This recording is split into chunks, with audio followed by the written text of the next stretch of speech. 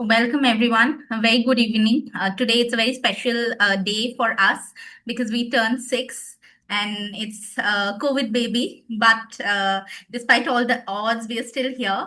And this panel discussion is going to basically dwell into the questions of doing sociology in a digital era and also talk about public sociology in relationship with questions of disciplinary futures, considering the different kind of trajectories that we have shaping world sociology and Indian sociology. So before we go to our panelist, I will very quickly talk a little bit about doing sociology and then hand over the mic to Dipali, who will also join the discussion. And then we will move to the three panelists for their deliberations. So let me begin by talking a little bit about doing sociology as a platform. Many of you will already know it is an independent, voluntary, women-led, open access and non-funded digital platform established in May 2020, to be precise, 5th May, during the COVID-19 pandemic in India. And the aim was to share sociological knowledge both within academia and the larger public, facilitating access in the unequal conditions that we live in, provide a platform to young scholars to write, and also host discussions with established scholars. It started initially as a project on Blogspot and has then developed into a full-fledged website, which is run by the three of us from the different vantage points that we live in. And we have some interns who help us voluntarily, who are also young students, as are most of our authors, creating a distinct community, which at least we would like to believe. And doing sociology seeks to further a critical consciousness central to sociology, offering us the tools to untangle the hidden connections that tie a personal kind of angst to public issues. It has theoretical, methodological, and empirical know-how to see beyond the facade and also understand social realities other than our own. We believe that the blog provides a sociological space through a variety of modes, and it carries book reviews, hosts discussions, short pieces on contemporary issues, albeit keeping in mind the discipline's core sociological perspective. Lastly, we have invested in hopefully innovative ways of popularizing sociology and making it accessible and attractive to the youth. And I'll just mention one series, which is a personal favorite, What Do Sociologists Do? Primarily aimed at providing readers with the opportunity to learn the possibilities of applying sociology in different career fields. This series has showed us how young readers can engage with sociology fruitfully and also use it both within and outside academia to shape one's career. Young people have responded from many underrepresented areas and institutions, be it Kashmir or Chhattisgarh, reflecting the reach and also the necessity of a space like that. We are constantly amazed and grateful at the response that we receive.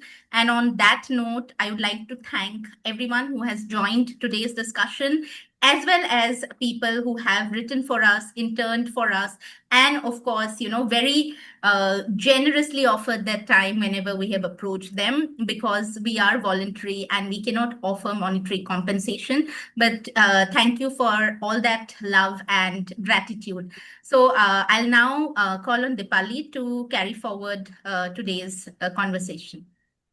Thank you, Rituparna. A very warm welcome and a big thank you to everyone who has joined today, especially our panelists.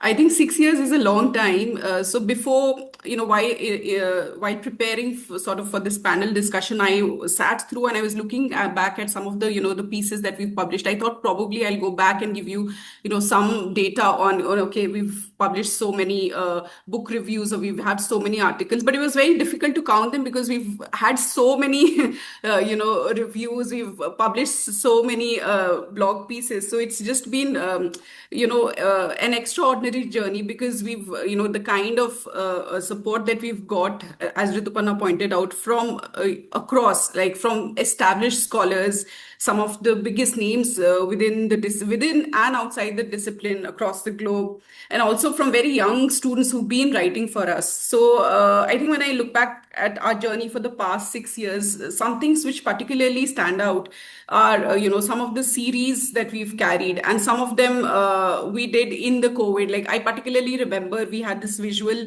series on trying to archive the pandemic, and that was something which was wonderful. We carried a very interesting series around, concepts which people are familiar with, but perhaps to have not gone into, what the background, the history of it.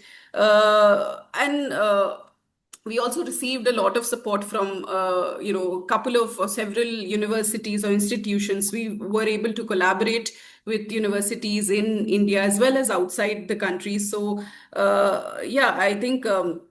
Doing sociology started, we had a very humble start, but we managed to connect with people, which was our primary objective, and also to create the space where we could not only create a space for archiving knowledge, but also have people come together and have a dialogue between the global north and south. And I do believe, and I think Professor Chaudhuri and Rituparna would agree, that we've managed to do that in, do justice to that objective.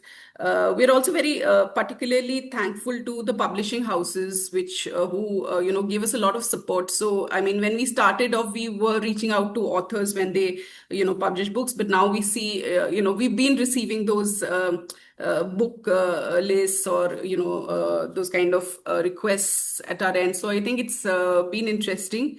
And we hope to continue with this journey of doing sociology in the public, especially now when there is a lot of transformation within the digital space. I teach a lot of students who very often rely on online platforms and digital sources to learn things. So doing sociology stands as something which, not because it's not because I'm part of it, but just because it offers that platform where students can come and, have or get to read good sociological pieces and listen to people. So I think I would end there and very quickly, introduce our first speaker for today, Professor Maitrayee Chaudhuri, who needs no introduction, but I'll still go ahead and do that. Professor Chaudhuri retired from Jawaharlal Nehru University, New Delhi, as a professor of sociology. Her research interests have been on the making of the public discourse in modern India, with a focus on nationalism, colonialism, neoliberalism, populism, and feminism in India. She was a DAAD Visiting Professor at Albert Ludwig University, Freiburg in Germany in 2003, a visiting fellow at Harvard University from 1995 to 96, as well as at the University of Massachusetts from 1995 to 96, and the ICCR Visiting India Chair at McGill University and ISID. Her published works include The Practice of Sociology, Feminism in India, Sociology in India, Intellectual and Institutional Practices, Refashioning India, Gender Media, and a Transformed Public Discourse, and Doing Theory, Locations, Hierarchies and Disjunctions. She is one of the co-founders of Doing Sociology, a digital resource which is dedicated to the cause of public sociology, and she has been the president of the Indian Sociological Society from 2024 to 2025. So over to you, ma'am. Thank you. Thank you so much. This is sort of a very, very important occasion for us, celebrating the platform Doing Sociology. It's our 6th anniversary. Thank you, Leena and Anurekha, for being with us here today as we celebrate our 6th anniversary.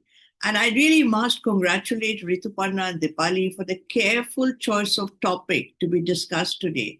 Each word and phrase that framed the topic of the day calls for serious engagement, namely doing sociology and what is it that we mean by doing sociology, the idea of doing sociology in public. So what do we mean by public, pedagogy, and the whole question of teaching and classroom, which I think is undergoing absolutely rapid transformation, with even suggestions from very high, institutions suggesting that the classroom could be perhaps dispensed with the emergence of the digital and other forms of learning. The question of practice, which I think engages a couple of things central to it, I would say teaching, research, the interrelationship between teaching and research, and perhaps the issue that Ritpurna talked about, that how do we practice sociology outside the academia, and the question of the disciplinary futures. These are broadly, I think, the way that we have imagined it, or I think you all have imagined it and put it very, very carefully, because it gives us a structure of how do we do it. But before I begin, I really would like to thank the entire, everyone who's been engaged in some form or the other, as a speaker, as a writer, as a discussant, as a reader, as all the interns without whom we couldn't have functioned, the student community, the teaching community, which has made it possible for doing sociology to survive. This, of course, also reflects on the fact that there is an audience, that there are people who would like to be in this form of solidarity, to dialogue, as Dipali mentions, to come together, to speak up, and look at the various facets of the discipline. I would now sort of try and speak about each of these words and phrases which frame our discussion today. Now, as one trained in the social sciences and in sociology in specific, I think the first lesson that we learn is that knowledge, which is sociology in this case, knowledge about society, and the ways of practicing knowledge, teaching, research, publishing, counting, the various kinds of metrics which assess us and whether we are doing our job well or not. These are all context specific. There is no knowledge which is not context specific. And the way we teach and research and publish are also context specific. I think this is the first thing that we must always emphasize in. Because if we don't emphasize, then we wouldn't know how do we address the question of what constitutes the public today. What are challenges and possibilities of doing sociology in public today? Is the public a constant? Or at a slightly more abstract level, what is the relationship between sociology and the public? Coming back also to the questions of pedagogy, that it is context specific. And there have been a lot of writings, including my co-speakers who are going to speak today, who worked on this area of pedagogy.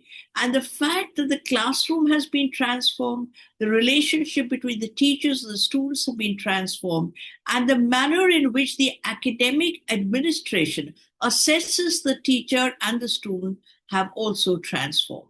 So pedagogy never happens in the abstract. It's context specific. And obviously, so is the practice. So if we have to talk about disciplinary features, that too is context specific. Are we relevant today? How do we visualize our sociology in the future? But before we visualize our sociology in the future, we have to understand what we mean by our discipline. What is it that actually sociology does? And in this case, I was sort of, preparing and looking back at Michael Burrow, who was the first to perhaps familiarize or popularize the idea of public sociology. So though the idea of public sociology had a much longer history than its actual usage in the fashion that we do it. And I was looking through his book and I was finding it very interesting. He was mapping his own biography and his own biography of how he entered sociology. And he goes back, of course, to where we too went back in our first piece in Doing Sociology to C. Wright Mills and his definition of sociology as turning personal troubles into public issues. Now, this is not easy. How do we turn personal troubles into public issues? C. Wright Mills, if you read his book, The Sociological Imagination, goes into very nitty-gritty details about this relationship of personal trouble into public issues and the relationship of biography to history, or in other words, the manner in the way the individual and the structure of society are interlinked, the way the structure defines us, offers us possibilities and choices, and at the same time constrains us, and how does the individual therefore negotiate with those structures. And if C. Wright Mills has to be understood, he's basically arguing that sociology offers us an analysis of the structures and the constraints that it imposes. Burrowe makes an interesting point. Burrowe makes an interesting point to say that, and he gives his own example, that he appeared to be in a kind of a moment of depression in Cambridge in Britain, which was very highbrow, were dealing with abstract questions of philosophy or other kinds of humanities language. And he was sort of wondering, I think he was engaged in the question of mathematics, and he was wondering, he was feeling low. He was having a personal trouble, let's put it across. And he comes across Durkheim's Suicide, which, as all of us know, whenever we think of suicide, we feel that it is something deeply personal, deeply individual. And then he finds this huge book discussing the statistics about the patterns of suicide and how he then links it with the question of solidarity or the nature of society within which the individual looks. And he says that it was a moment where sociology or sociological analysis became a moment of sociological therapy, that sociology in a certain sense was therapeutic because he suddenly understood that your personal angst can be understood from an analysis of how you are located in society. Now, this relationship is usually historical and it is context specific. But very often, when we talk about personal trouble into public issues, we basically try very often, and that too is context specific, try to say that, look, sociology is about the person. And therefore, say you've had a whole outpouring, particularly with the beginning of the feminists, intervention and recasting of sociology or the social sciences, where the personal became deeply political or the personal became public. And the very challenge of the division of the public and the private, saying they are completely interlinked. This is an argument which is also very much present within Marx's theory that what is personal is constitutive of the public or the social relations of production or reproduction in contemporary usage is also very, very interlinked. So very often, one of the challenges I think which we face in the contemporary moment is that we look at the personal trouble in a very literal sense, that we relate to it. And this is something I've talked about, and Anureka and both Lena would be familiar in the classroom when we talk about, say, at one point in the West, they had consciousness raising. But very often when we teach gender, people would like to tell their personal story, their personal encounter with patriarchy, their personal encounter of being marginalized or denigrated or humiliated. And the same would be when it comes to questions of caste and caste humiliation. The challenge, however, for sociology and its pedagogy is how do we shift from that first moment of awareness that what I'm going through may be shared with others, but what is it that leads to it? What is the social structure?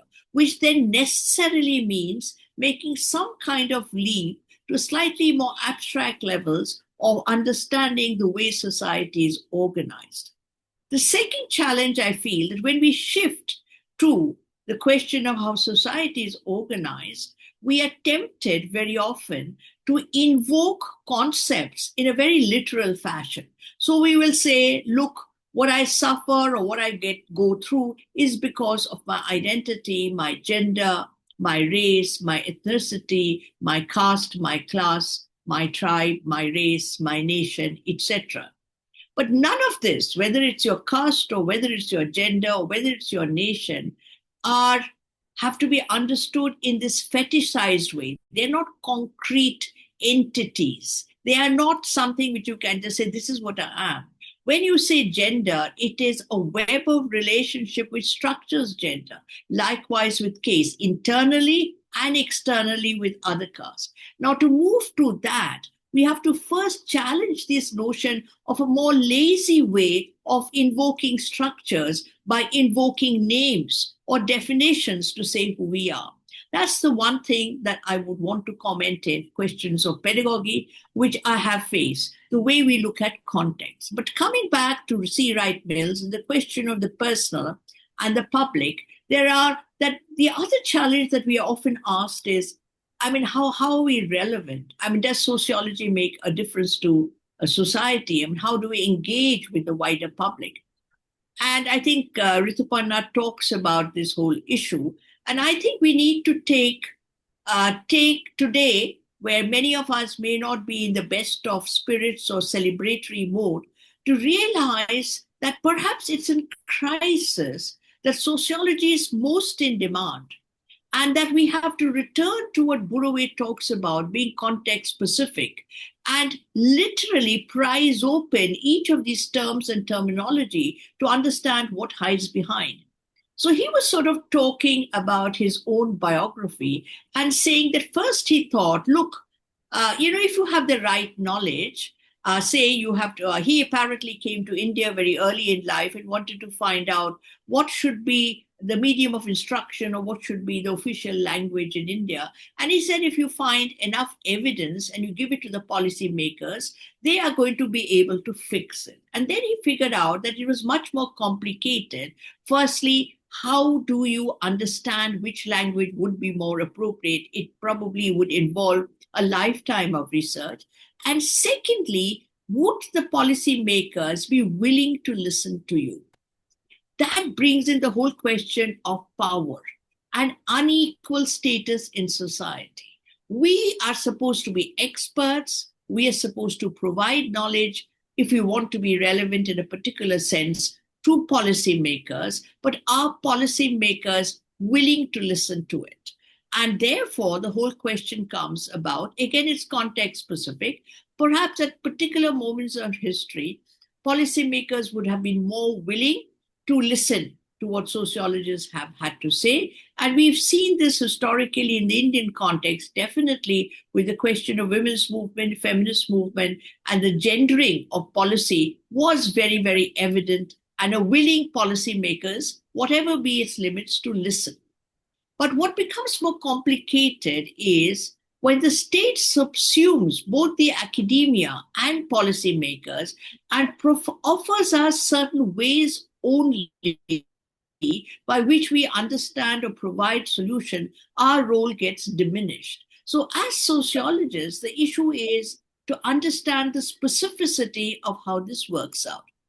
Moving from policymaking and the contribution of sociology in public, going back to Buroway, I found it very, very interesting that he talks about professional sociology. And he said that, look, you have to understand that unless sociology is practiced professionally, it's not going to make its impact. But when he goes back to the United States and wants to do his PhD, he finds that professional sociology at that point of time was deeply committed to a particular form of ideology, which was committed to the status quo, what we often call in sociology and take it for granted, the persistence and reproduction of the social order.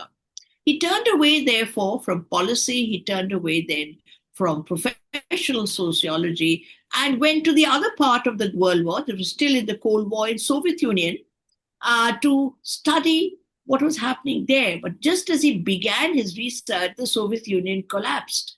And therefore, his fourth lesson was the marginality of sociology in the ongoing debates, that what happens very shortly after, we have what we're still going through, neoliberalism, what he calls a third wave marketization, where knowledge itself becomes a commodity. And the university then also becomes a commodification of knowledge. And he felt that he went back saying, and I quote him, an evangelist for public sociology, I determined that teaching was my own immediate contribution to public sociology. And I think all of us who are gathered here today would respond to this. I think it's in the classroom that literally that you are, if I wish to use a male-centric word, the master of the classroom. That is where you are and your student. This is your own world. But the classroom too, globally, within the country, locally, is under threat. Does it mean that you don't have possibilities to practice different kinds of pedagogy? I think you do. And I think it is in this connection of policy, public, professional, and a critical perspective that we have to make our presence felt more. There is a community. The fact that we are not funded, that they're just primarily 3 people, and that we've managed for 6 years with this huge participation means that there is a willing public. It depends upon how we do it and how we engage with it. So how we visualize our futures and disciplinary imaginings really depend upon how we understand sociology and make it public, as we are trying to do in Doing Sociology. Thank you again very, very much. Thank you, Professor Chaudhuri. It's always a pleasure to listen to you. And I think you have set the tone for the discussion. Thank you for those opening remarks. And now we will call upon the next speaker, Professor Anurekha Chariwag, who teaches in the Department of Sociology, University of Hyderabad.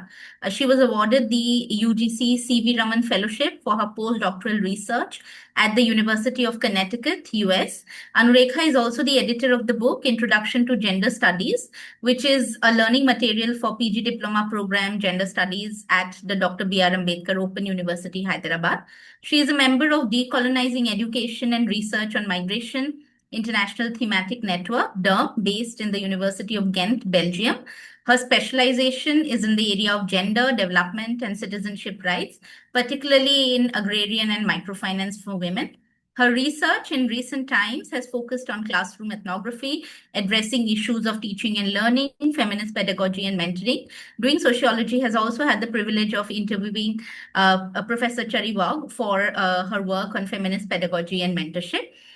She has been writing, amongst others, on issues such as interrogating privilege as a pedagogical exercise, the classroom as a site for feminist civic literacy, and the reframing of masculinities within higher educational institutions, inspired by the political interventions of radical social reformer Mahatma Jyotirao Phule. Her recent publication focuses on doing autoethnography towards the self as epistemologically significant, which is a forthcoming book chapter in a book on sociology of gender to be published by Cambridge University Press very soon. Thank you, Anurekha, for joining the discussion, and we look forward to hearing from you now. Thank you so much, and thank you for that invitation. And it's an honor to be a part of the anniversary celebrations of Doing Sociology. I remember the first time when I received an email from you and Dipali about it, and I was like super excited because for many of us, being part of Doing Sociology itself was like, yeah, at least some of our work that we are doing, we are engaging with, people who kind of scholars who engage with the kind of work that we do. So thank you again. And of course, it's an honor to share a panel with Professor Maitrayee and Professor Leena. Yes, I thought I'll go in the third according to that.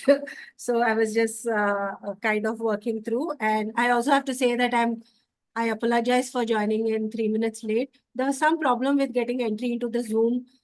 So I had to work out and do some password, things like that. So it just took me some time. Yes, so I was thinking in terms of when I received this invitation from you, so how do I understand my idea of doing public sociology, especially in the context of pedagogy, teaching, and classrooms. And while thinking about it, it becomes very important to say that now I have worked on issues on terms of classrooms, autoethnography, looking at creation of safe spaces within, classrooms, things like that. But thinking about doing public sociology was something that I started thinking about it. And then one of the things that I realized was a paper or some aspects of the paper that I had presented in January in Jadavpur University of looking at feminist futures, where I kind of debated with the idea of the teacher. I think somewhere that played a very important role in how do I look at the doing of public sociology. And I think as Professor Maitrayee also in her remarks talked about, among many other things, I think two things that really is important also to what I'm going to share is this whole idea about the context-specific nature of our discipline and of who we are as sociologists. And the second is in terms of the biography and the history, looking at the larger structures in terms of what C. Wright Mills talks about personal troubles into public issues. So somewhere those two kind of aspects anchors what I'm trying to bring through. So one aspect I believe in terms of doing of public sociology is of course the idea of a sociologist, but a sociologist is a kind of an identity that takes into account a large number of aspects.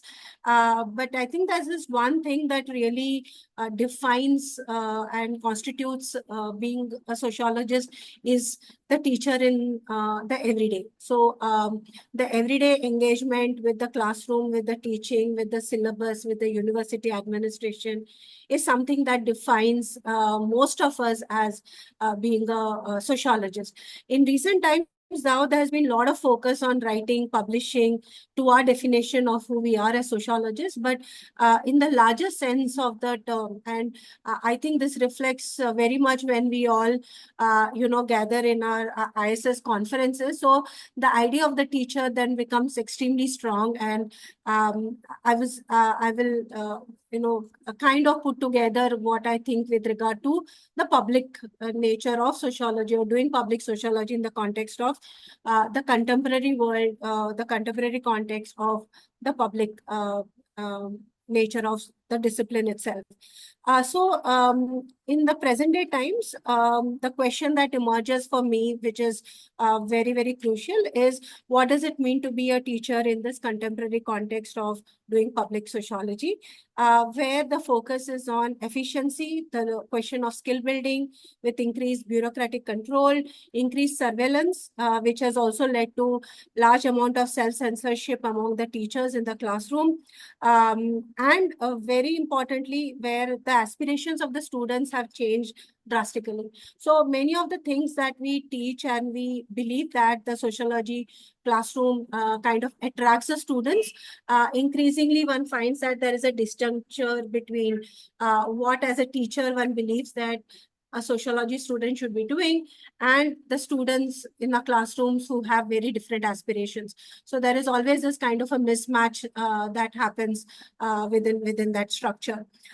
So in the context of this, so in recent times, there's been a lot of writing, but one important observation by an eminent scholar, Krishna Kumar, also talks about this, that where in the present day times, teachers have lost autonomy, dignity, and especially in the way that efficiency is calculated within the larger neoliberal regimes, market regimes of teaching has kind of drained away the spontaneity, autonomous kind of aspect which is there in a teacher. So in that context, then how do we understand teacher and teaching in our context of doing sociology, especially where, especially in the context where there's been a lot of discussion on the question of ethics while doing research, but the question of ethics while teaching is something that has not really been discussed per se. At the most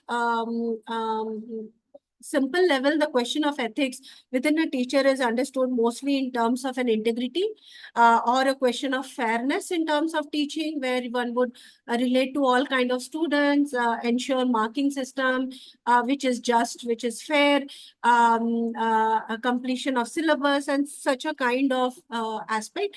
But this question of epistemic justice, the question of engaging with the construction of knowledge, what kind of knowledge we bring into the classroom, who is a knower within the classroom, how do we understand and how do we frame our engagement with the discipline, so that it becomes a matter of principle, matter of certain integrity, the question of ethics, but and not something as a tick box that one does. So how do we engage with this idea of ethics while doing public sociology? And again, in that context is this whole idea about when we bring in a very interesting dimension and a very necessary dimension for many of us, that is being feminist. So while there has been a lot of discussion and reflection on the idea of feminist research, the question is like this very interesting book, like Seeing Like a Feminist. So in that context,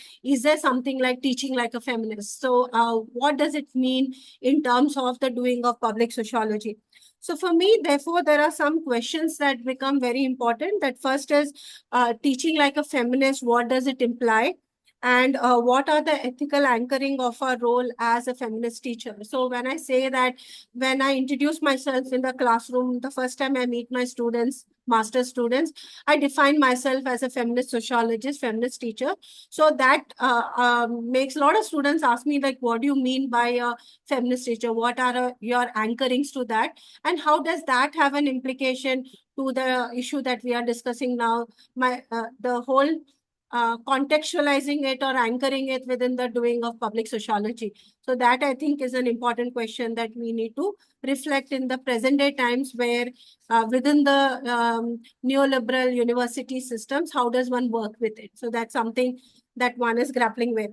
The other question that comes is that which becomes very important is, does the fact that we are feminist teacher, we are feminist researcher, automatically makes us a feminist teacher? Like, is there anything, because if you look at our systems of being a teacher, like who becomes a university or a college teacher, it's if we clear a master's and then we give this net exam, and if you do a PhD, we then become a teacher. But there is no training to become a teacher per se. And the kind of training that we get once we get a job, that is an orientation course and refresher courses, we know how problematic and how limited they are in terms of bringing in this transformation. So the question then becomes is that, how do we train ourselves to become a feminist teacher? And is there any kind of a training that we can think about? And so therefore, these two are very, for me at this moment, it's an unresolved kind of a question that requires thinking through. And while thinking through and how do I understand myself as a feminist teacher, there are two things or two examples or two sites that I think I would use it as an example to enter into this debate and think about it. But both of these are kind of based on the question of labor. One of the things that one has seen over a period of time is somewhere there is this perception that when we think of teaching as a vocation, we think of it as a higher kind of an ideal. There is a kind of invisibilization of the labor part that goes into the teaching. So it is not so much in terms of laboring for presenting or teaching in a class or so, but the whole gamut of what it is to be a teacher. And in this context, what it is to be a feminist teacher involves a large amount of invisible labor that takes a huge toll on the scholars who want to make a difference and want to, maybe think of the ethics of the practice of what it is to be a feminist teacher. So in that context, there are various aspects, but for today, I just want to focus on the labor part, the whole notion of labor, and many of it is invisible labor. And here in terms of labor, I'll be kind of addressing two important aspects. One is the intellectual kind of labor, which is a core part of our own profession. and the position of being a teacher. And the second is the emotional labor that goes into the making of the teacher, the feminist teacher. First is in terms of, I would like to dwell a little more on the intellectual labor part of it. In terms of a course that I teach, that I used to teach till last year on academic writing and publication ethics. So this was a course for the PhD students for coursework. And when I joined University of Hyderabad, I had floated this course, and later on UGC has also kind of now made it mandatory for PhD students to do this course, research ethics and publication kind of a course. But when I remember when I was introducing this course and we were discussing about it, there was challenge.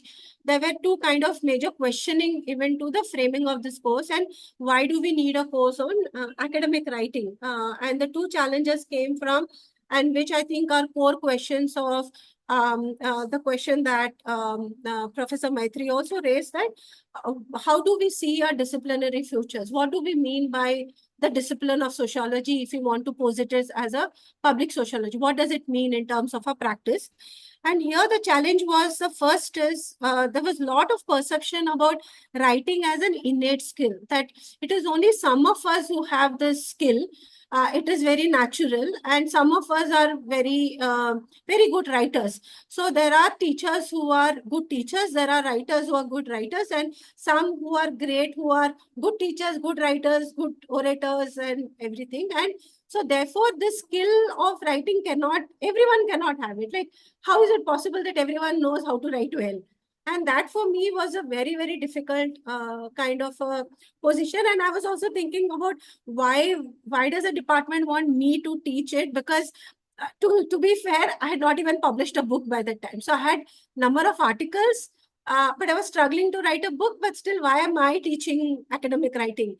So maybe the challenge of writing academic writing maybe makes me a better teacher. I don't know. So that was one, and I found it very fascinating and also very troubling as a teacher, because if one thinks of it as an innate skill and therefore cannot be taught, so as a teaching it can be taught, it also raises the question of what we were talking about earlier in terms of ethics, that is, what is this construction of knowledge that we are talking about? Who is a knower? What is writing then? What are the academic standards of writing? And of course the question of language, so on and so forth. So these were certain questions that emerged in terms of the teaching of academic writing.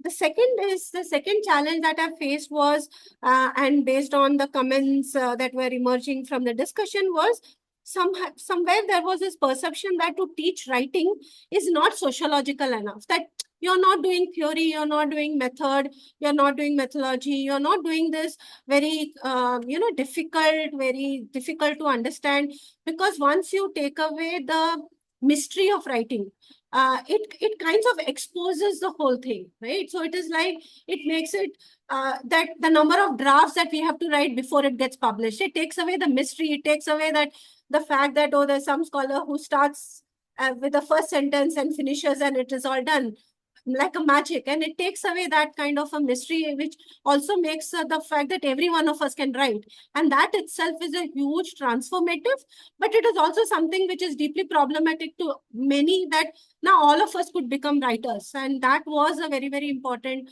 the doing of the public in terms of looking at the teaching, because somewhere teaching a skill in terms of writing, when we take quote unquote skill, one becomes a lesser academic. The more esoteric you are, you become a better academic. But if you're teaching a skill such as writing, like paraphrasing, editing, grammar, proofreading, or argument building, sentence construction, you become a lesser academic and you are not sociological enough. And these were, I think, two important concepts or things that really pushed me to think about how do we even teach writing, and what does that mean?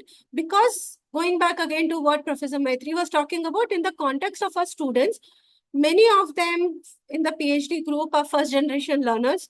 For them, writing in English is difficult, challenging, and all, and many of them are trained in the vernacular. How do we understand that in terms of writing? So then writing doesn't become a skill, it becomes a mode of transformation. So how do we understand that as an ethical practice of being a teacher? So that's something that we are thinking about. The other thing is in terms of especially in the present day context when publishing and writing are necessarily skills and which gets very important marks. So our promotion, our salary evaluation, all are based on what we are writing and what we are publishing. So in that context, teaching the skill of writing then becomes a very important sociological measure. So how do we understand that? So that was something that plays a very important role, and therefore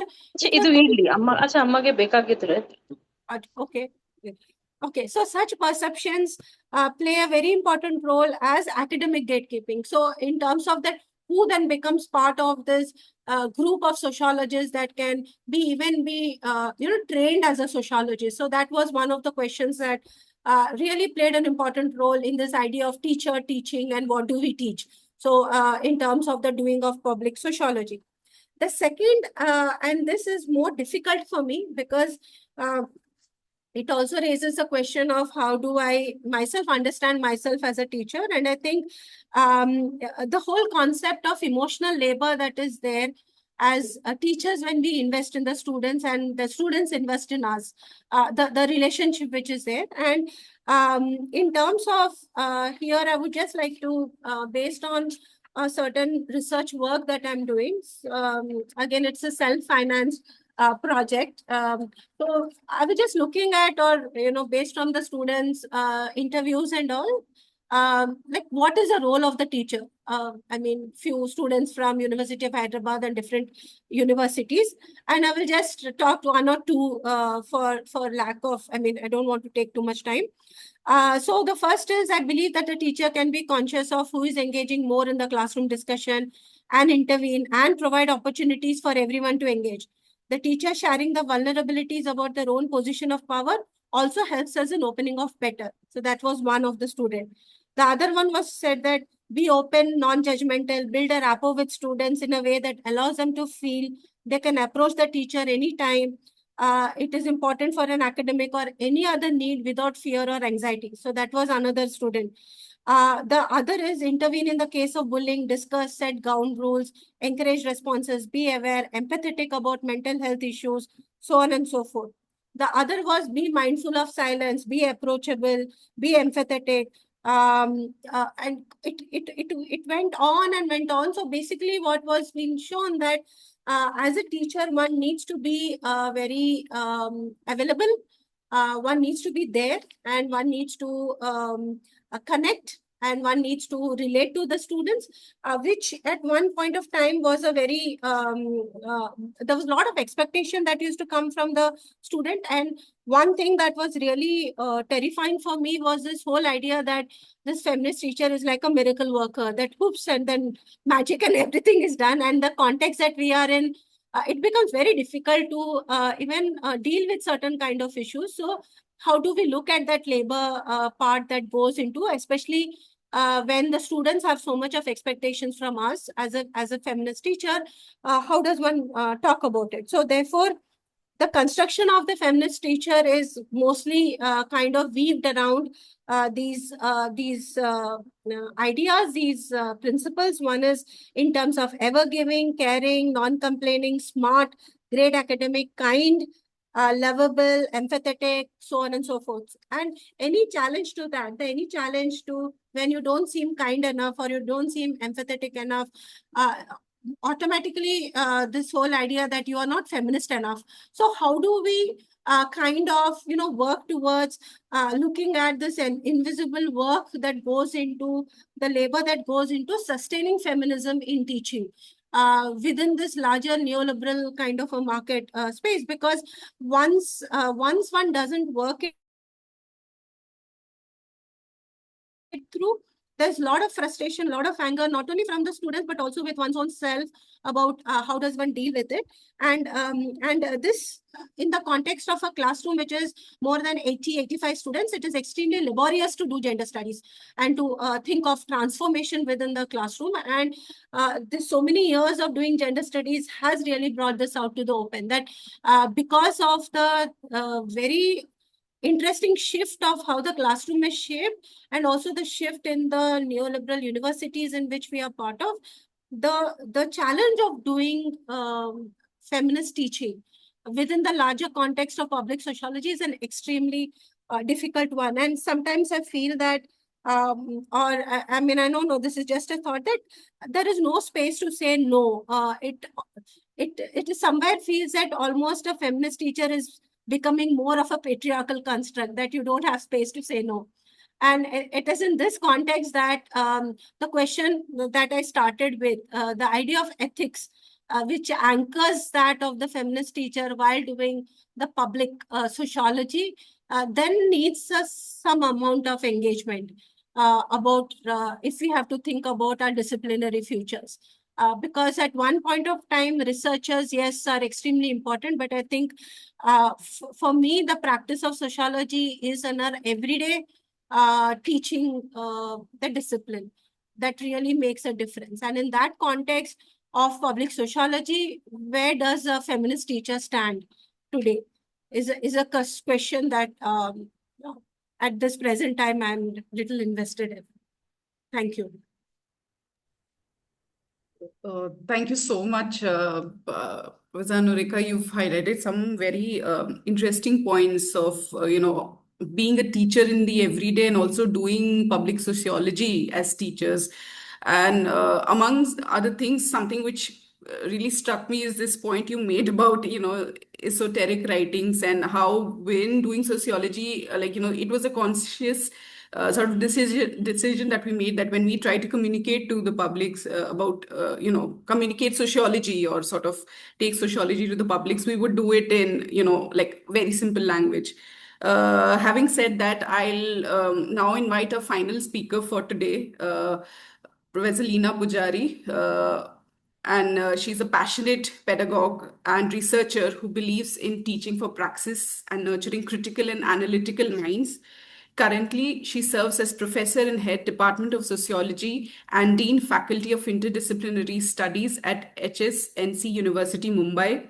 Her research interests lie at the intersection of gender, law, and development, with a particular focus on feminist pedagogy, feminist resistance, and feminist jurisprudence.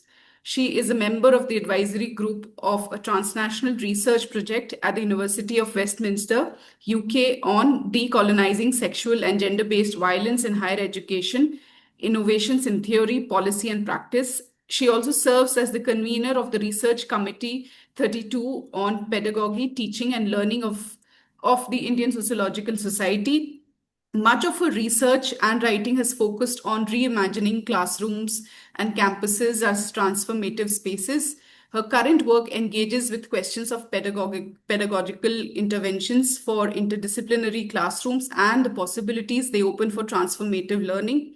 Her recent publications include Fostering Gender-Just and Emancipatory Campuses in HAIs, Interrogating the Role of Gender Cells and ICs, published in the Sociological Bulletin, and a chapter titled The Conundrum of Being a Feminist Pedagogue in the Gender Studies Classroom, in an edited volume on 100 Years of Sociology in India. She is currently editing a book volume tentatively titled Counter Narratives, Mental Health of Marginalized Communities in India, which is to be published by Zuban. So welcome, Professor Pujari, and over to you. Thank you so much, Dipali. And I hope I'm audible, because I think my network is wavering a bit. So in case you cannot hear me or whatever, you just need to tell me. Good evening to one and all present here, and thank you to Doing Sociology for this opportunity to be in your midst, as you complete 6 years today. Congratulations for this meaningful and enriching journey. And for those of us who consume the blogs and videos, it has been a very fulfilling, in ways that probably is difficult to put into words. As I mentioned this to Rituparna once, for a person like me who commutes long distances in Mumbai, your videos have been my constant travel companion. I use them in my classrooms, and they are on a reading list too. It helps to break the monotony of a typical lecture. That's what one of the students told me. So there is a face to the name that they might have heard in the class and work that they might have read. And I think that makes a huge difference.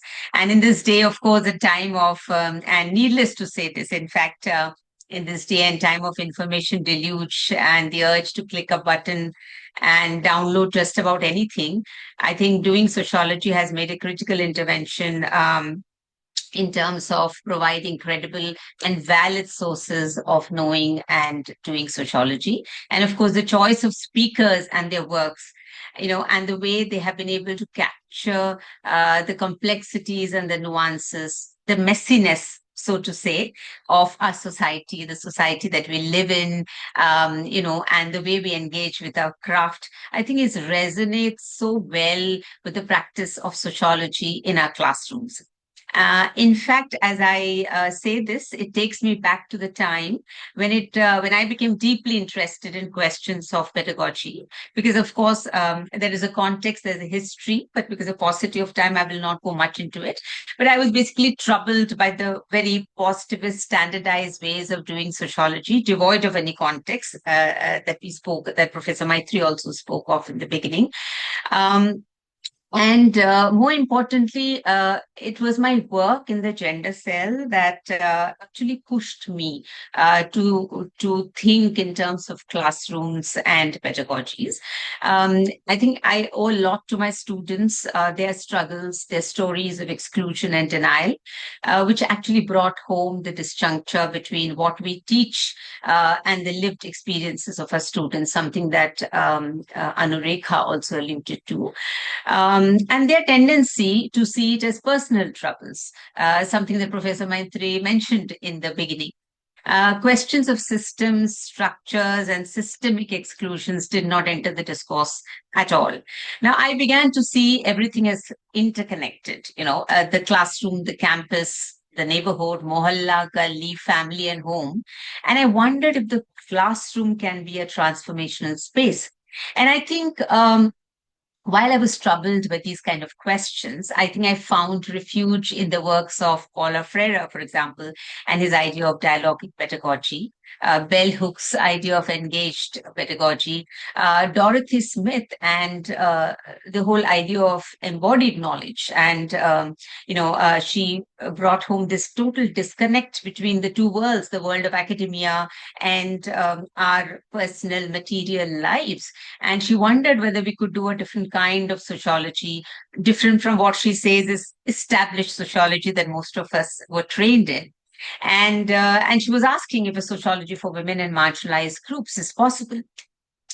And of course, Patricia Hill Collins, ideas of knowledge and wisdom. And closer home, I think the works of Professor Maitrayee, the practice of sociology, I think it all began there for me.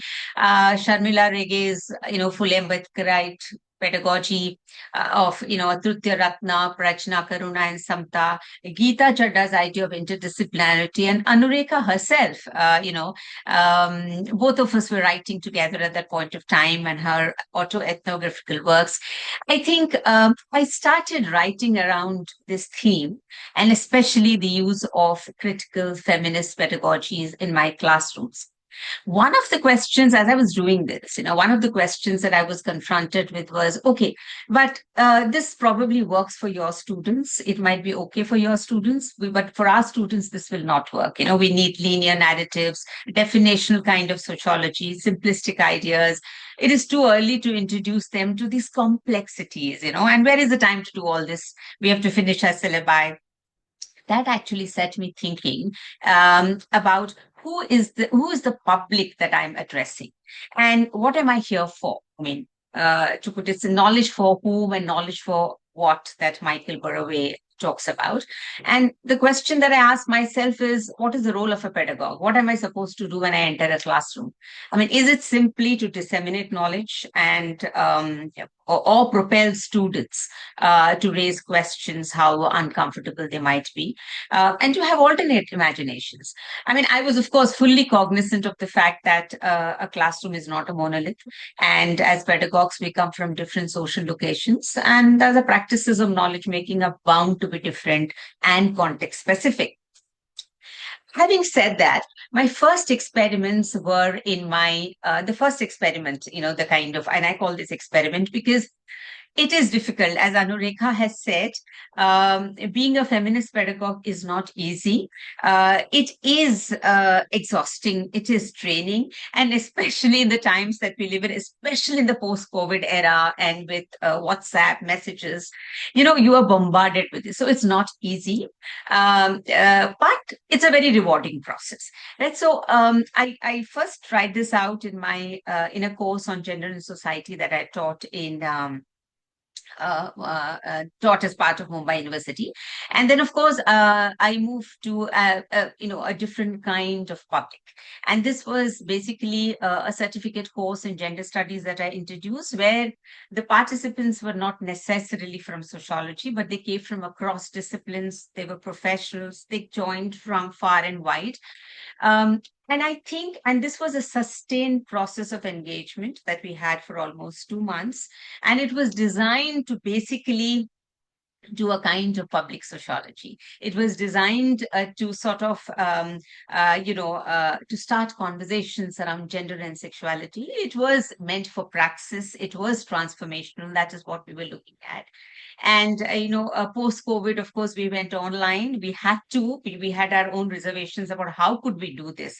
I mean, gender studies classroom, it has a different kind of feel, right? Built around the idea of collaborative classroom spaces, use of an intersectional lens, immersive experience, decentering knowledge and privilege, so experiential, co-production of knowledge, and how do we enable it in a digital space? But interestingly, something happened. And that was, it was not just the participants of the course who were listening to it, but there were others as well, included their parents, their relatives. Well, it became a little problematic for us, not problematic, but it became a little troublesome for us because some of the ideas that were spoken of, some of them found to be very radical. But our students nonetheless thanked us for it and said, at least because they heard, there's some kind of reflection, some kind of thinking, a little bit of shift, ma'am, that we could see. If it was not for that, because while we were doing it in our physical classrooms, one of the things that we constantly were asked is, but we, more than us, parents need this. More than us, a family needs it. Why don't you do something for them as well? So, so, as I said, the experience was richly rewarding. I mean, feminist pedagogies do make for emancipatory and safe classrooms. But at the same time, I think it imposes a lot of burden on the teacher. As Anurekha said, what does it mean to be a feminist teacher? So very often when I say that I'm a feminist pedagogue, the question is, but if you are teaching, if you are someone who believes in using feminist pedagogies to enrich a classroom, then what is your politics? How are you as a feminist? Very often I have to turn the gaze inwards and say, yeah, how am I as a feminist? I can't be a feminist only in the classroom. Perhaps I need to be a feminist even outside the classroom for every, for everything that I speak in the classroom, for it to appear genuine, valid, and of course, believable. Today, in addition to my sociology students, my public, I have, of course, in the last 5 or 6 years, moved to, I continue to teach sociology, but my public today is also a multidisciplinary audience, and I attempt an interdisciplinary dialogue. So it's, students from across different disciplines. So, for example, science students or management students or law students. I don't see them on a regular basis, but I do talk to them, but I do visit them. I do take some of the classes. And this attempt at interdisciplinary dialogue is a very interesting kind of thing. And this is another kind of public that I'm engaging with. They are uncomfortable, but definitely with ideas of reflexivity, epistemology, ontology, because that's what one begins with, the idea of privilege, getting them to reflect on their privileges is something that they're very uncomfortable with because they have never, ever been engaged with this in their major kind of classrooms. These classrooms, of course, have different challenges, but if one is patient, I think the dialogue just works. And I think I have a student here who has joined today, and he of course majored in economics, but he was my student at one point of time in the second year, and he calls himself a feminist economist. And he met me last week, and he said, "Ma'am, I have also signed up for this particular session, and I have started teaching, but my attempt to bring in some of the ideas that we learned in our classrooms is getting very, very difficult with an audience that simply refuses to engage with it." And he said, "How can sociology as a discipline help other disciplines? Please do talk about it a little bit." And that was very interesting for me. How it is important that we take these ideas to people outside of sociology. And in fact, doing sociology videos, I very happily share among my colleagues from other disciplines, and they have found it very enriching. So this is again another way that one does kind of public sociology. But now I would like to move on to something more current and contemporary. I mean, I continue to hold on to this belief that the classroom is a site of immense possibilities, notwithstanding the humongous challenges we face today. However, I also know that something has shifted in the last 5 years or so. And these shifts are more in the nature of challenges to and disruptions of the notion of safe, open, and democratic classrooms that we all kind of labored a lot to create, and which definitely makes the practice of public sociology and critical sociology that Baraway talks about, I think, a risky affair. There was a time when I used to tell my students that you cannot be so apolitical. It is important for you to understand nothing is value neutral. There's politics in everything that we do. Today, they're political in ways that makes me uncomfortable. So questions like, for example, why are you so critical? So negative? Must we necessarily deconstruct and debunk? Can we not take things at face value?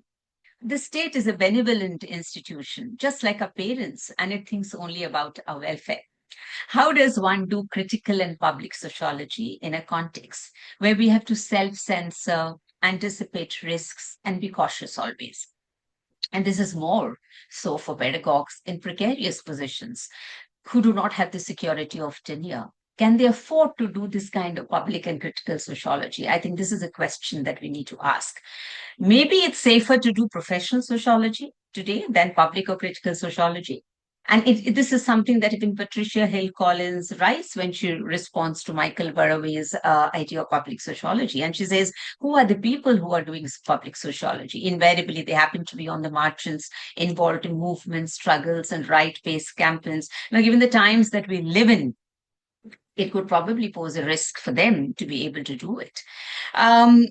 But, does that mean, as Professor Maitrayee said in the beginning, does that mean that, as you said, these are moments of crisis, but I think it is from these moments of crisis that we start doing wonderful sociologies as well. So there is also a pedagogy of hope. The kind of questions that I raised now about our classrooms changing and the kind of questions that we are confronted with, of course they do happen. But there are a whole lot of students who think in different ways. And, that is what gives me hope. That is what gives me a lot of, that is what, when we are talking about futures, that is what I would like to look forward to, that these are the people who are actually going to bring about these kind of changes. They don't talk about it much. So, for example, one of my students said, my friends are wonderful, everyone is good and nice, but and this was something that actually happened when we went back to our classrooms post-COVID. And she said, and a lot of things, as you know, happened during COVID. It was not just COVID, but we saw, the terrible fault lines in Indian society, the default lines that we thought we had resolved long back, they just resurfaced and came back in terrible ways. And she said, my friends are good, classroom is good, everything is good. But the moment there is a discussion on controversial topics, I just stay quiet. I just stay silent. And this was, of course, a student from the religious minority community. And she says, I don't speak up. I don't talk. I don't feel safe that way. So, however, having said that, I think I would like to end with a quote by a student who very beautifully speaks about what happens when you do sociology. And she says, and I shall read this out for you. And she says, perhaps the most profound realization is that once one begins to think sociologically, there is no return to a neutral gaze. It is not a matter of conscious training, but rather an automatic process, an intellectual autopilot. Watching a film, entering a friend's home, or observing dynamics in my own family setting, I instinctively notice hierarchies, such as who dominates decision making, who is silenced, and how gendered expectations structure everyday interactions. This awareness can be exhausting, but it also demonstrates the durability of the sociological imagination. Once acquired, it permeates all domains of life. Thank you. I shall stop here.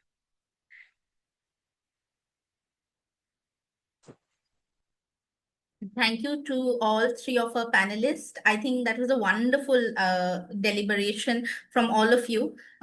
So let me open up the floor, and if there are any questions, please feel free to unmute yourself and ask your question, or type them in the chat box. I request everyone to keep their questions short because we are already ahead of our scheduled time.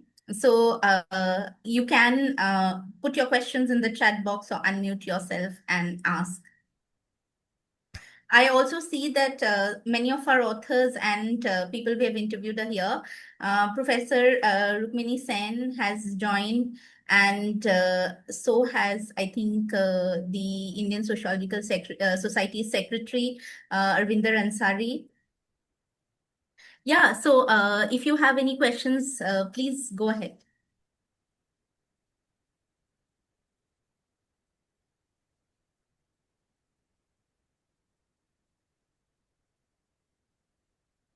I have a question.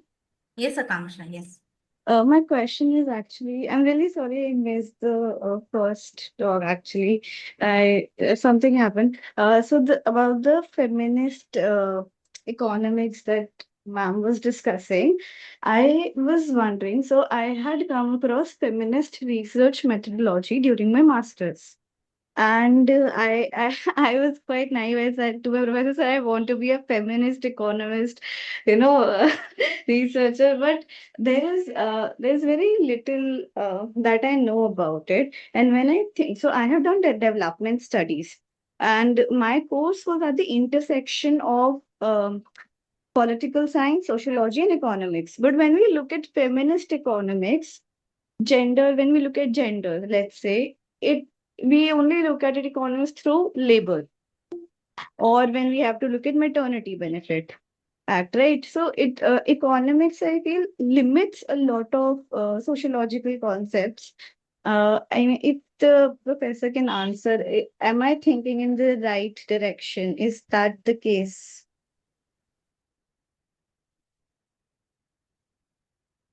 Is this question is for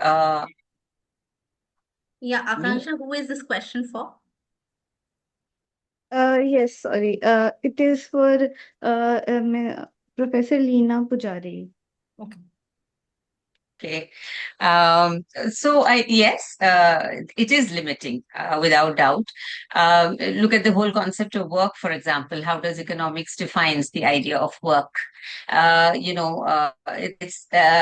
you look at Marxian concept of work as use value and exchange value, I think something that has exchange value then gets defined as work, but use value, something that is not paid for, becomes invisible labor, becomes a shadow work, but that contributes immensely to the running of the economy, to the running of the society, families, everything. Feminist research and feminist economics, of course, have brought this to the fore about these concepts and the limiting use of these concepts, yes. Probably others can also add to it. Maitrayee ma'am and Anurekha. Shall I come in? Yeah. Yeah. I think that's a wonderful question that you've raised. And I think in a certain sense, the issue about economics, it's partly perhaps what we were talking of professional sociology and public sociology. In the case of economics, I think it's the professional economics which is sort of hegemonic and dominant, which also traces its lineage to a particular theoretical orientation, the whole question of the neoclassical economics. Where I think I have slight difference with what Lena was saying, because so when we sort of started our first understanding of labor, the whole issue, say, of surplus value or reserve army of labor, the idea of the public and the private being interconnected and domestic labor being something which is invisibilized, but absolutely central to production and reproduction was very central to the early debates of feminism, So I think that, again, is very interesting that in the trajectory of knowledge, some things disappear. And I think that disappeared, and it reappeared at a particular point of juncture, as Rituparna would say something like the housewife, and Oakley's work, where she completely demystifies the construction of how the housewife was created and what is household labor. So I think there's enormous possibility, but I think Akanksha and with Lena, there's a huge possibility that you can explore this further as a feminist economist. Yeah, sorry to barge in this fashion. Yeah. No, it's completely all right. I think Professor Sen wanted to ask a question. Yeah. Wonder whether it is really a question or, just trying to enter into a conversational mode.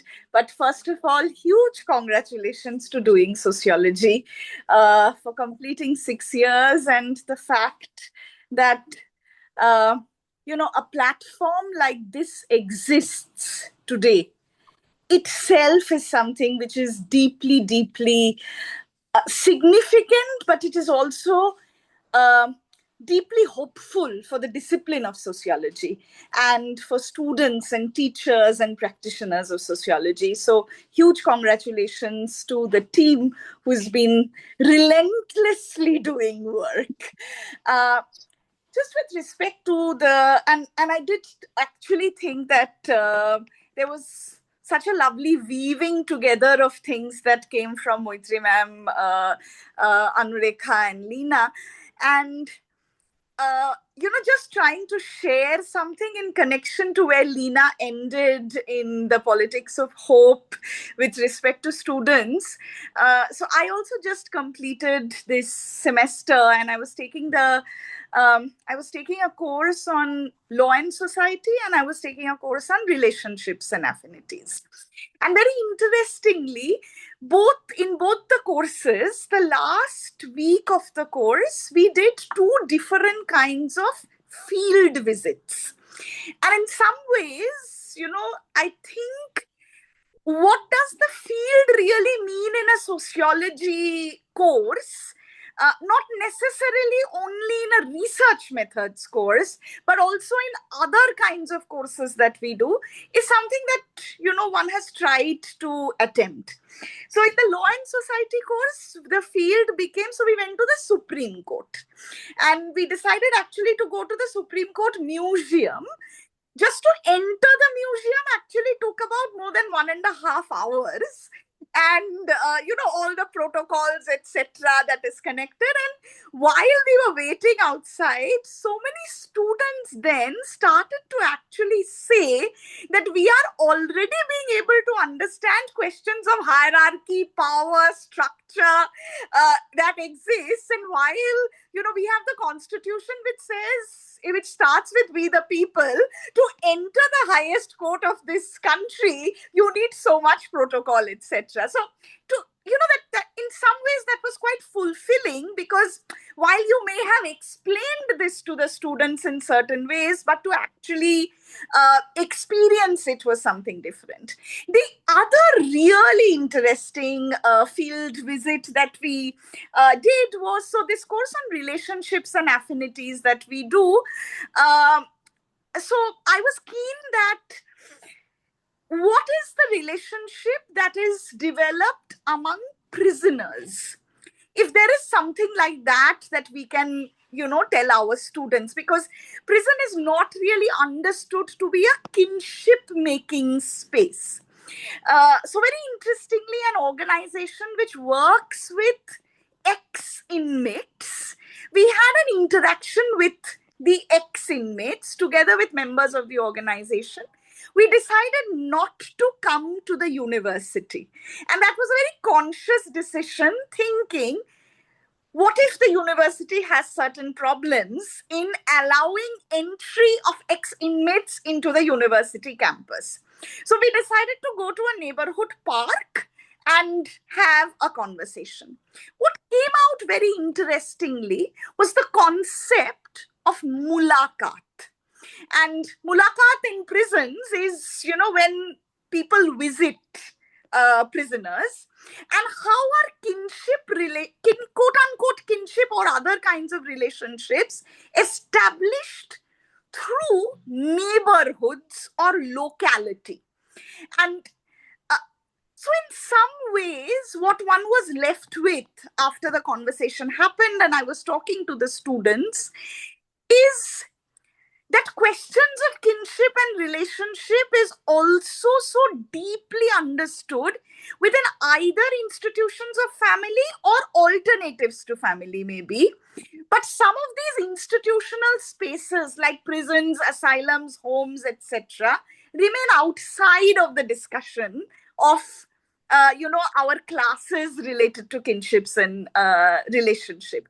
So I just thought that teaching sociology is actually, with all its crisis, it still leaves us maybe with this hope. And the panel discussion today also only ignited that hope further. Thank you so much. I want to interject and add that a lot of this hope, however, is also dwindling from the younger people who are unable to find permanent jobs in situations where there's so much contractualization. And I think that has led to a very different kind of crisis, which hasn't been noticed in sociology earlier. So very often in my cohort, for instance, that very burning feeling, the desire and love for sociology on one hand, but on the other hand, this crisis of, unemployment, precarity, it hits a lot of how we are thinking about sociology. Unfortunately, there's no solution to it because that is also a structural issue. And we are all thinking about it, hopefully together. And I wanted to ask if our panelists would want to respond to, Professor Sen's comment, or if anybody else has any question or remarks to make.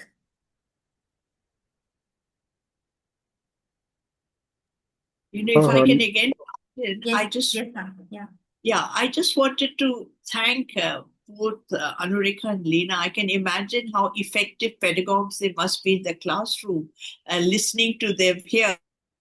And I'm so glad that both of you could be present here because I see sometimes doing sociology like a giant classroom, which is not shifting spaces. But here we have maybe a classroom. We don't know many people we are talking to or who are talking back to us. So thank you very, very much for this. I think somebody wanted to say something and they got cut off. Yes. May I put my input? Yes. Yeah. Actually, I have been. Am I audible? Hello. Yes. Yeah. So actually, what I had understood by all those narratives and the stories by our dead teachers and professors, it is like there was an epistemological base and also that a philosophical concept of regarding women being oppressed in a particular hierarchical society. So the trajectory the current modern society or even by with the very early beginning of societies, we had a tendency that to associate women with nature. like theories like ecofeminism. There we have a philosophy that the women are being very subordinate to men. But is it that it's a biological thing that we have that kind of power structure and power dynamics in our social dynamics in the context of sociology as a subject? And if we say like we see that sometimes the very unique nature of a woman that she is able to the capacity to nurture a child or look after the house, is it not just a biological thing but power structure, a construct that is made by the society? So how do you connect this as a like not just a philosophical or a mystical concept, but a political or environmental movement? Is it women just biologically subordinate or just a social construct?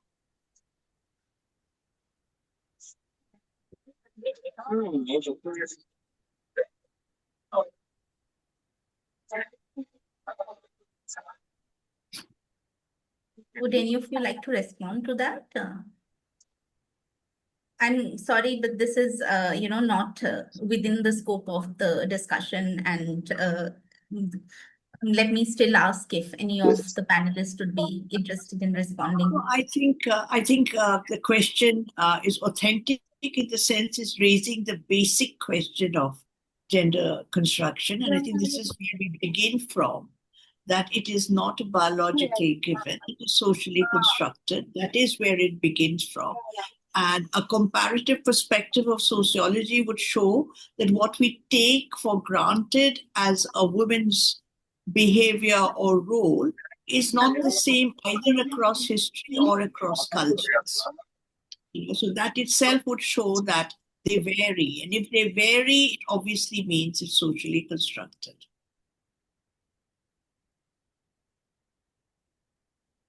Okay, we are Thanks so much. almost reaching 9. So if there are no other comments, maybe we will wrap up. I haven't thanked our other two panelists, Professor Chariwag and Professor Pujari. I was saving it for the end, but immense gratitude to both of you for joining, taking so much time out of your busy schedules. I know it's end of semester, so thank you so much. A big thanks also to Professor Rukmini Sen for joining, for being a part of the conversation, to all the authors, many of you whom we have connected through email, and others as well, our readers most importantly, for joining. And obviously this will be available also for viewing later. Thank you to the last speaker also who asked a question. Thank you, Rahul, and to everyone for being here. And most importantly also, thank you to Maitrayee ma'am, who at her age and busy social life goes through each and every article with the same rigor that she used to go through our theses, and perhaps even more now. So ma'am, thank you so much. I don't know how you're always up to date also with like the literature to bring in citations, etc. So thank you again, and thank you to all the panelists for joining the discussion. Thank you. So I think for me, the whole thing was so interesting, and with the whole idea of feminist hope, Leena, it's raining heavily in Hyderabad now. So I think, we will overcome. Yeah. And there is so much on that. You can't possibly to do justice to it. I mean, so many nuances and stories from the classroom, so many stories, and then connecting it with structures. Yes. But I can't resist it. Please document and put it out. Yeah. I mean, I shared one thing. I mean, I can't do it now because it's recording. But I think one day that the child